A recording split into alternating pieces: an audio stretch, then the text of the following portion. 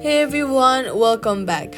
If the TD Bank app gets stuck on loading screen, this usually means the app is unable to connect properly. So here's how to fix it. First, check your internet connection and switch networks if needed.